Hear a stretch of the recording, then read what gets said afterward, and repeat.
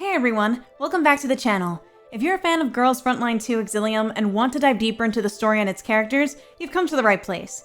Today, we're going to talk about the Sentinel characters and their roles in this thrilling new installment. Buckle up, because there's a lot to cover. Before we get into the individual characters, let's talk about what Sentinels are. In Girls Frontline 2 Exilium, Sentinels are a mysterious class of characters central to the narrative. They're an elite group of T-Dolls, which are tactical units that serve a critical role in the fight for humanity's survival in a dystopian future. Sentinels are more than just soldiers. They're enhanced with advanced technology, giving them abilities far beyond those of regular characters, or humans for that matter. They're not just about brute strength, they have tactical minds, complex personalities, and are critical to the player's strategy in the game. So, if you want to know more about these characters and also the other types of T-Dolls that are there, please comment, like, and subscribe, and keep that notification on in this channel, and I'll be sure and happy to provide more of this content for you. Thank you again, and without further ado, let's introduce our Sentinels. Here we have Kukai, formerly known as HK-416 of Squad 404. She now leads her own mercenary group known as Hyde 404. Kukai's arsenal now includes a futuristic bike with a built-in vertical missile launcher. Devastating drift sees her bombarding an area with a bike before running over those who are still standing. Her dorm lines state that she gradually fell in love with motorcycles after using them in missions. Her specialty is that 3 of Kukai's skills can reduce devastating drift's heavy cooldown for 6 turns. And a fun fact about her is that Kukai's hat looks relatively normal, until she unfolds a pair of device-shaped like cat ears mounted on its crown. One of her touch animations has her excitingly showing it off, which I think is really cute. Kukai's passive, No Cell, nullifies all control debuffs, including the likes of Taunt and Panic. The implication is that she's just simply that good of a T-Doll to fall for such effects. And her Speed Star outfit, which is actually adapted from her Midnight Evangelion costume from the original Girls Frontline, are, let's just say, scantily clad. The area around her upper torso and butt are conspicuously transparent, giving an impression of a full-body skin-tight suit and a leotard at the same time. Next is Lara, formerly WKP of Griffin and Kruger. Lara traded out the flare gun for a heavily modified ARM and set out into the wilds to find her purpose in life. Lara's skill set includes several defense shredding skills, and Lara's passive, Death from Above, will drop a crate on the nearest enemy with defense-type debuffs, dealing light damage. What's fun about her is that half of Lara's animations are just her shooting wildly at the enemy's general direction. Lara acts as an advisor to Uldred. While the latter is ultimately responsible for making big decisions that affect the doll society, it's Lara who comes up with the plans behind her actions. Just like in Girls Frontline, Lara has difficulties in speaking out her thoughts. She usually communicates by writing sentences on the notepad as a result. After leaving Griffin, Lara replaces her weapon imprint from the Kempfestrel on the ARM machine gun. Turns out her body can't really compensate for the more powerful weapon. As seen in her training animation, she tends to struggle to bring the weapon's recoil under control.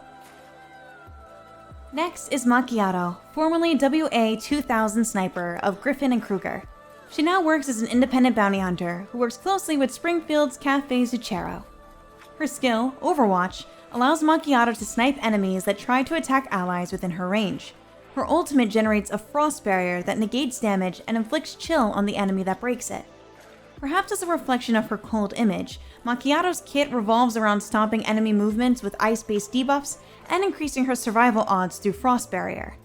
Fix Key 3 even gives her a buff that instantly freezes her target if there are no allies nearby. Macchiato is a professional killer by trade, and wants to be recognized as such, but her kind nature often clashes with this image, resulting in her tsundere antics. This is also a key theme in her character event. She wants to take on the criminals herself because she views the problem as her own fault, and therefore tries to avoid involving other Zucchero dolls in the matter. Sharkry points out that this only makes her seem arrogant to other dolls, and as they prove throughout the event, they can hold their own without her help. It's said that Macchiato took her name from the one beverage she didn't screw up making. Just like she was in the original game, Macchiato is still as haughty as ever, and is still as affectionate to the commander as before.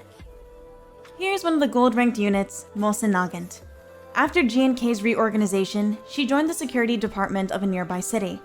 Though she helps everyone out with a smile on her face, Mosin-Nagant battles against her habit of negativity and overthinking. In difficult times, she may offer strange advice, but her smile will motivate you. Of course, things will go even smoother if you bring a bottle of Northern Mule. Once a member of Griffin and Kruger, she's now working with POL-03's security forces alongside other ex-Griffin T-Dolls. Mosin is bustier here than she ever was in the original game, believe it or not. Maybe the change of scenery made her gain a few pounds. Out of all the rifle-wielding T-Dolls, Mosin is the most genial and approachable. Doesn't mean she's any less deadly with that rifle of hers. She has a critical hit chance of 20% and a critical damage of 120. Her weakness is to light ammo and corrosion, so be careful when deploying her. Her specialties include single target bursts and assists. Because of the way the Russian naming convention was set up, the feminine form of her name would actually be Mosina, but instead she uses the masculine form, Mosin. Next is one of the first units you get in the game, Nemesis, a mysterious doll who the commander encountered in a contaminated zone and hired out of a need for manpower, armed with the OM-50 Nemesis anti-material rifle. Nemesis can seemingly only communicate in weird metaphors, but she has an eerily accurate intuition that proves valuable to the group from time to time. Between her style of speaking and the aloofness that makes her unapproachable, Nemesis fits the archetype of a cold sniper type. At the start of battle, Nemesis' passive, Marked to Die, assigns 2 nearest enemies with the Prophecy of Mourning debuff. If an ally deals single target damage to these enemies, Nemesis will activate her action support, following up their attack with her own shot. Nemesis has one of the worst movement ranges in the game, but she can pack quite a punch at a long range. She's not particularly durable though. She has a weakness to light ammo and hydro attacks, and her defense sits on the lower end of about 544. While not the only white-haired person in the cast, Nemesis is the most mysterious out of Groza's squad and has an interest in the occult. Formerly PPSH-41 of Griffin and Kruger, Papasha joined POL-03 security before transferring to the MBV Elmo. This gold T-Doll is known as a Beastmaster and comes with a City Guard, a palette-swapped Aegis that can be directed but not directly controlled using Papasha's own skills. It inherits some of her stats and will be resummoned after a delay if it's destroyed. Her City Guard comes with a passive Overwatch. Unlike similar skills, this one extends to the whole map, but it has a paltry 40% damage multiplier. She has a weakness to shotgun ammo and corrosion, and she has one of the highest critical hit chances at 30% and does even more critical damage than most units at 130%. What's interesting about her is that Papasha comes from the nickname from her model name, Papasha41, which translates roughly to Daddy. Next is another gold unit, Peritya. She likes to hack the Green Zone security cameras to look at their video footages before discarding the data she took and moving on. She sometimes stays with the Elmo's crew, but eventually leaves them to wander the Green Zones on her own. Her weapon is the PKP-SP. Peritya has cybernetic-looking cat ears and a cat tail to match, adding to the sexy cat person vibe she gives off. Even her behavior in the dorms, like napping under the sun and playing with the fishbowl, is exceedingly cat-like. As expected of a machine gunner, Peritya's kit involves a lot of bullets being shot in all directions. The highlight is her passive, which lets her do follow-up attacks up to 6 times per turn every time an enemy is hit by an AoE attack. She has a weakness to light ammo and hydro attacks, fitting for a cat that doesn't like water. She also has a critical hit chance of 20% and a critical damage of 120%. Her special multiple compilation sees Peritya spin around while shooting her machine gun, hitting all enemies in a radius around her. It does more damage the more enemies that are hit. This next gold T-Doll was formerly QBZ-191 of Griffin and Kruger, leading Frostfall's squad before her departure from the organization. This is Cheongju. She's a punctual and efficient leader of Frostfall's squad. At Griffin, she was Hellion's right hand, beautiful yet unyielding like polished jade. Her sharpness is sheathed in discretion, and she is a flexible collaborator and squad leader. If you work with her, make your orders clear, keep her intel up to date, and pay on time, or the next cup of tea she brews for you will be extra bitter.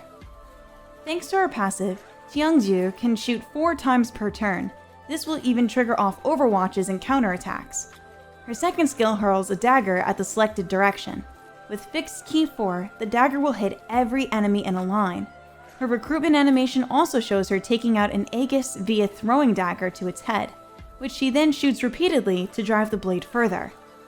She has a weakness to heavy ammo and freeze attacks. Her critical hit chance is 20%, and her critical damage is 120%. Fun fact, the Chinese characters in Jiangju's name mean elegant, beautiful, exquisite, and black jade. A former idol of the URNC's Cultural Development Program, Sharkry had a falling out with her stage partner, Bepli, and left the program to carve out her own niche at the Zachero Cafe, imprinted with the Robinson Arms XCR. She has one of the highest critical damages at 130% and a critical hit chance of 20%. Her basic attack selects one enemy target within 8 tiles and deals physical damage equal to 80% of attack to them.